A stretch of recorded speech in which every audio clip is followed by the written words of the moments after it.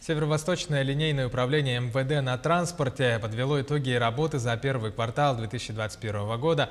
По данным, процент общей раскрываемости преступлений увеличился и составил 97%, что является одним из высоких на Дальнем Востоке. На 50% увеличилось выявление преступлений, связанных с присвоением или растратой, и на 12% в сфере грузовых перевозок. По линии экономической безопасности и противодействия коррупции по итогам первого квартала наблюдается рост показателей на 7%.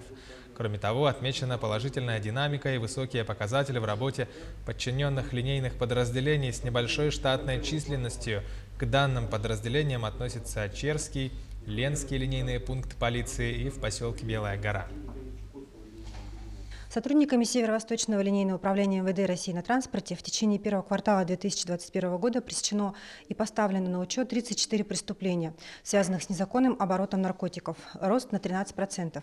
Из них 24 наркопреступления совершены в крупном и особо крупном размерах и 26 тяжких и особо тяжких преступлений, связанных со сбытом наркотических средств. Раскрываемость преступлений по данному направлению деятельности составила 100%.